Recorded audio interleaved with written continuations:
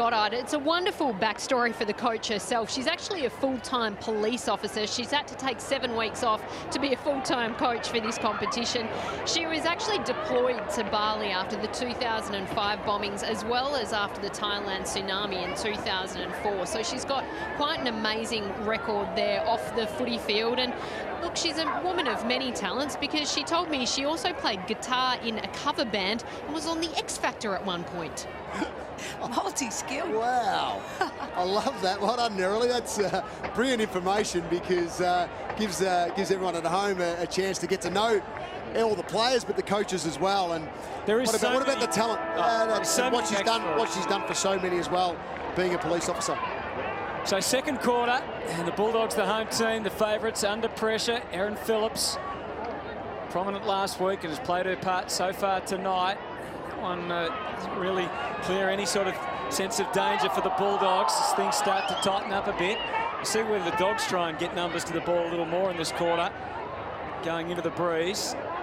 Carney stripped of it straight away. And a high tackle. It's going to be Crows free. It's going to Riley, but she's tried to play on. Maybe a little fortunate to escape with a push in the back call there. Very fortunate. Could have easily been paid holding the ball. So Ebony Marinoff. Ooh, wobbles it a little off the left. It's going to just get away and over the line from Rachel Killian. That was, free kick. Yeah, that's silly. You can't afford to give away free kicks, particularly in the forward 50. Well, that's right. I mean, we saw in the Melbourne game last Sunday 2 50-metre penalties paid. I mean, a low-scoring game. Resulted in 2 goals. So you just can't afford to give up possession like that when you're inside the 50 or almost inside the 50. Randall lays a big tackle, putting all sorts of pressure on Callanan. The Dogs are able to get the ball squirted out into the opening spaces. Wilds, Hayley Wilds, linking up with handball. And this is the sort of run that they need. And it's Carney, the get back. Slides on the inside and then maybe got a little trip or high contact, in fact. He's determined. She can send the ball up to the 50. Brennan the target. No clear path for her again. Anderson got in there and got the handball away. Clearing kick from Cramey. And it's over the boundary line and out of bounds. And that suits the Adelaide Crows.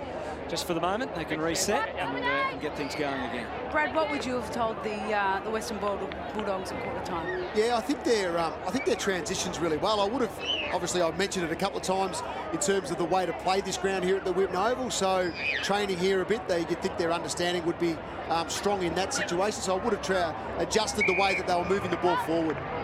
Riley goes short, finds Killian from just outside the arc. Phillips is at the back. It doesn't get through to her. Now she comes onto the scene, and opportunity for the Dogs. It was good work from Lachlan initially to get the handball away. Should be able to clear things. Scott sends it out towards the wing by Bailey. Hasn't quite made it out of the defensive 50 yet, and we'll have a ball up. They're under a bit of pressure here. Yeah, Adelaide are getting the next number to the contest. So if it's a 50-50 ball, one-on-one contest, Adelaide are then getting the next player in to support that contest. The Bulldogs need to fix that up. Free kicks, 10-2. There's Jess Gardner going in, number 33. Holding Western Bulldogs out the back.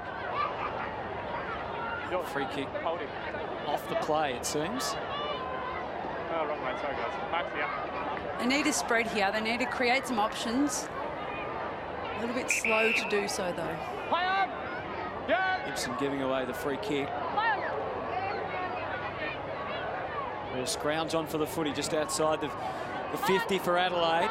Marinoff at the bottom, as she always seems to be. Randall, the co-captain, they're able to scrounge in, dig it out, and give Adelaide through Bevan an opportunity. Deep kick, Perkins looming, needs the bounce to favour her. It doesn't. Good defensive support provided by Callanan. They look to link up and try and run out of there. And eventually, here's the sheer weight of numbers and some good skill that gets them out and onto the outside. Fumble. Spark has to go back in, but they've turned it straight back over after Birch did some good work. Thorne thumps it back inside 50. Phillips got both hands to it, and she applied a tackle, not paid against her when it may have been. Clearing kick, Hannah Scott back to the wing, and she finds Callanan. Nicole Callanan, hard-running defender, former indoor cricketer. Good play too, great composure, knew where the pressure was coming from, turned back inside to hit up a ball in the middle. And that was to Hayley Wilds, who goes short and finds Tiana Ernst down the line. Big ruckman. It's smart to see here they've slowed it down a little bit. Adelaide definitely had the momentum. Brennan flies. She was surfing the pack, but just the wind holding it up. Now Carney straight away. She tries to stride away, put it out in front of herself. It might have just got away and over the line and out of bounds. She threatens, though, every time she gets the footy. That's a good sign. We just saw Ellie Blackburn off to Carney, and that's what they want. They want that connection through the midfield. Carney with 9 disposals, Blackburn with 8. So it is interesting to see the marquee players, the dominant players, versus the depth of contribution across the team that these AFLW sides have to work out how to best utilise their assets, Jono, to some degree. Well, that could be the difference come the end, come a grand final, are players that you rate on your list 15 through to 22 or 24, the impact they will have to complement the stars in the side. That may be the difference come grand final day. We see Sarah Perkins was a free agent, and she's having a huge impact on the Crows. Tossed up high, and that is a fine mark taken by the young 19-year-old from Burnie in Tasmania, Elise Gamble. Oh, she went short, maybe thought she was just outside her range. That's an Adelaide free. Enough was legged. I think it was called kicking in danger. She just stopped the ball with her leg there, Blackburn. That was an opportunity missed from the Dogs. They just weren't concentrating. Spark flew. Yeah, you're right, Kate. They would be disappointed they didn't hit that easy target inside forward 50.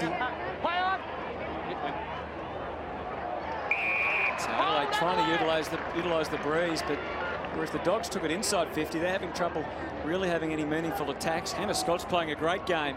Her 7th disposal takes the Bulldogs nearing the 50. Carney coming through and threatening. The ball squirting out to Wild. Deep kick towards full forward. Oh, Brennan must have just been slide interference. And look of disbelief in Taylor Thorne's face. I think she's pretty lucky, but either way, I'm backing Katie Brennan to kick this. She's a beautiful kick on goal. It'll be interesting where Thorne's eyes were when she made contact. If she's looking at Brennan, then it's a free kick. If she's got her eyes on the ball, then you're right. She's unlucky. I was just about to call for Brennan to maybe come up the ground a little bit more because the delivery hasn't been great and the amount of ball going in the Bulldogs forward line hasn't been huge tonight. So maybe there's an opportunity to get up around the midfield, maybe behind the play a little bit and get right into the contest, Katie Brennan. The skipper for the Bulldogs, first goal. She kicked 2 last week. Katie Brennan, the famous number 3, and it's through. It's the goal they needed. It might energise this group. They're looking a little flat. It certainly was the goal they needed. 1-5-11, Adelaide 1-2-8. Both teams have kicked goals into the breeze. She's a beautiful kick at the footy as well, Katie Brennan. We see eyes not on the footy. So once contact was made, that's what the umpires are going to be looking at. And Thorne just needed to turn her body, create her eyes on the ball. But Katie Brennan, you can see why they want her up forward.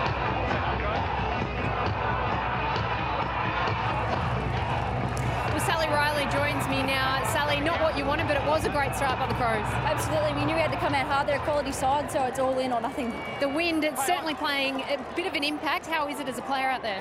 Yeah, there's a strong breeze heading down that way, so we've got it this quarter, but you've just got to adjust, so we're doing all right at this point in time. Good luck. Thank you. One of the vice-captains, the Adelaide Crows, Sally Riley. Netballer from Rodan in Ballarat originally. Maybe the Bulldogs have got things starting to go. And Adelaide, they do have the advantage of the breeze, as we've discussed. Let's see whether they can utilise it or not. Hannah Scott, this time dispossessed. Carney takes it, and straight away something happens, but they're onto her that time. Great tackling and advantage taken. Ball thumped deep inside 50. Opportunity at the back of the pack here for Rachel Killian, and hits the post. Smart play again by Phillips. She sat at the back of the pack in the centre, and then she got out and she got that quick kick on. She did well to straighten up, but I was hoping for a dribble kick down to Hutto, to be honest. Run towards the pocket and put it straight through. Keep it low in this wind. Phillips flies in the front, but Spark, more than a match, takes the grab for the Bulldogs. Kicks it out wide. Angelica Gogos takes the mark. She goes short onto the wing. Brennan is getting up the ground there. Thorne had to leapfrog her to try and get near the action. Ball close to the line. Still holding on, Western Bulldogs. Brooke Laughlin's going to get a free, I think. Against you. Mark's here. Just make sure you come round. Jono, would you look to switch here or go long down the line? I think with the slow play, Adelaide have set up really well. They've got their forwards that have pushed right up the ground, protecting that short kick back into the corridor. So, no, I'd keep it nice and simple, go long down the line and try and work the contest. Play on! Fell for Anderson, but she lost her footing. Carney, they look for it every opportunity, and that's why she tries to weave her way through. The handball didn't do too many Brennan's favours. hurt as well, it looks like. Tweaked the ankle in that tackle. Well, she was carrying one last week, so it'll be interesting to see how she recovers from that. Meantime, the ball hits the pack, and the ever dangerous McLeod just can't quite find the goal. No. 1 goal 2 last week, and already she's kicked 4 behinds tonight. See there, the ankle just gets caught underneath the tackle. She actually did that ankle in a practice match against Collingwood a couple of weeks ago. So it was in doubt whether she was even going to play the first round. Yeah, she went to step out as the tackle came in. You can see the ankle just give way underneath. Anderson with a little selfie and then kicks under some pressure. Blackburn was about to apply the tackle. Crows are able to keep the ball away. Dana Cox back to the middle. Erin Phillips under some pressure from Birch. Illegal pressure as it turned out. So it's the Bulldogs by 3 points. Erin Phillips, superstar basketballer, and making a real impact in the AFLW. Kicks it up towards Sednary, who's proved how dangerous she was in the first quarter, and she's rolled her way through the 50 and made no mistake. Adelaide back in front at the Whitten Oval. They're 2-3-15 and the Bulldogs 1-6-12. I think you need to have a look at maybe moving Birch off Phillips. She's just doing too much damage at the moment. We have a basketballer and a netballer playing on each other. What about the speed here of Sednary? That was fantastic. I love the way that she took the space, the open space in front of her, and was able to finish. You can see the excitement there. Great goal.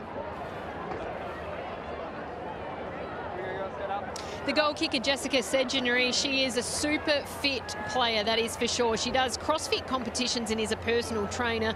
Her first game was actually because someone else was injured and they called her out pretty much out of the crowd. She'd never played before, but she was so hard at the footy that they called her the junkyard dog. That's a dream come true, Hutto. Turn up, have your boots there with you, and then you get called out of the crowd. Playing kick to kick, Hannah Scott and Erin Phillips at the moment.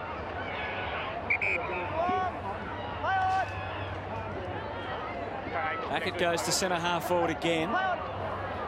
Spark was there, but here's Perkins. Just tried to weigh the kick for Killian. Dogged defence. Carney getting back and helping out for the Dogs. Gardner under all sorts of pressure. Carney was able to wear one. Keeping it close to the line. Hurry kick might still prove effective for the Adelaide Crows by Sednary. McCormack.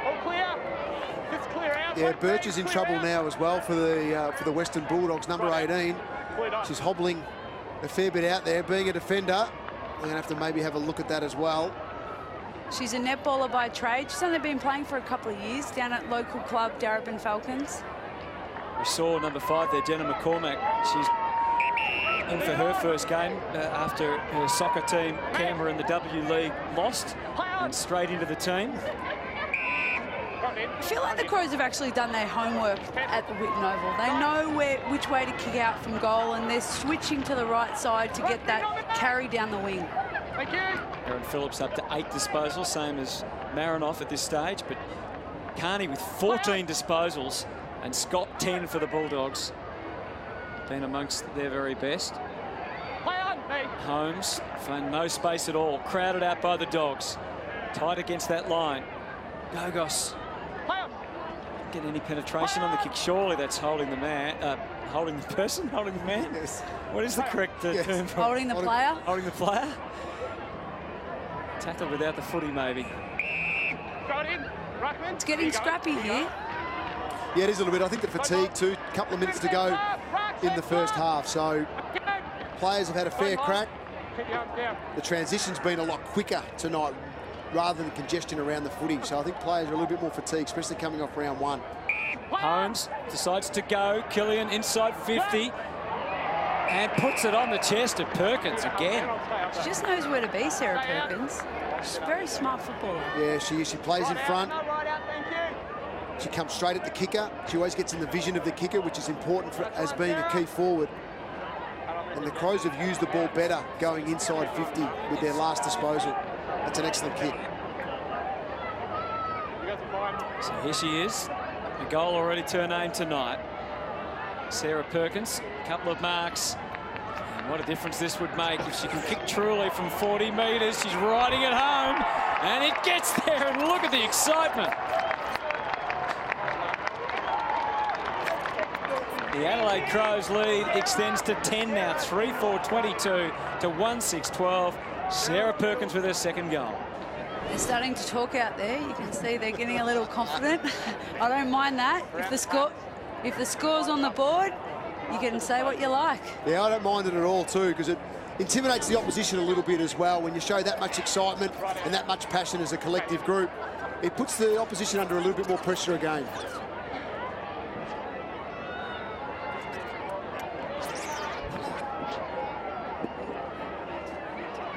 Well, that forward craft can make all the difference, particularly in a low-scoring encounter, and the Bulldogs under all sorts of pressure, and Adelaide really have the momentum now. Carney doesn't particularly want to give it up. That's 50. Very lucky. Got to give the ball back to the person. I'm with you, Kate. She held over it. I think Erin was looking for it as well, but she was giving the umpire every excuse, wasn't she, to blow the whistle. Killian blasts this one into the 50, and that's beautifully judged by Aster O'Connor, the 29-year-old, another Darabin Falcons player, but they've turned this over and handed a free kick to the Crows. So it must have been touched off the boot, Hutto, because the mark wasn't paid. So Abby Holmes was the first player to pick that up, went in, made the contest, spilled the ball there. It must have been touched there. That's the touch. So play on was called. Abby Holmes was the only one who picked it up. I think that's one of the things the girls are struggling with, just hearing out there. They're not used to the crowds and not being able to hear each other and communicate. Yeah, it's a good point you make, Kate, because it's a big crowd. They're nice and vocal as well. She was a late inclusion last week. Star up in Darwin. Kicked over 100 goals in the local competition up there. And how handy would that goal have been just before the half for the Adelaide Crows. Unfortunately for Adelaide, it's a miss. 3-5-23 to 1-6-12. An 11-point lead, though, to the Adelaide Crows is going to be more than handy going into half-time as the siren sounds. And the locals are not happy. And you can see, didn't hear it. Bad luck is the response. So half-time. And Adelaide have really come to put the pressure on the more fancy Western Bulldogs here. Yeah, they have. It really was a great last 5 minutes from the Adelaide Crows. They put the pressure on, and they've got great emotion, great spirit out there at the moment. I think the Crows, they're the underdog of this competition. We know that 9 of their players are based in the Northern Territory and the rest in South Australia. So for them to be able to gel and look like such a cohesive group so early in the competition is a credit to them. Yeah, well, it's going to be a real challenge for the Western Bulldogs now, isn't it, at home, as we said. Favoured. They had the big win last week and all the emotion. I think we can get down to Nerillid to get an insight from Emma Carney. Yeah, that's right, Hutto. Emma, not going quite the way that you wanted it to at the moment. What can you rectify in the second half? Yeah, it's probably just composure going forward. We're probably rushing our kicks a little bit going into the forward line, and even when we're having shots for goal, we're probably just rushing it too much at the moment. A 16-6 free kick count in favour of the Crows as well. Is discipline a bit of an issue at the moment? Oh, probably a little bit, but they're probably going harder at the footy, so when you go harder at the footy, you're probably going to win more free kicks. Good luck in the second half. Thanks very much. Well, interesting insights there, underlining what we've been talking about in the first half. Plenty to work on for the Bulldogs. They'll do that at the break as it's the Adelaide Crows, 3-5-23, leading the Bulldogs by 11 points on a beautiful night, round 2 of AFLW here in Melbourne.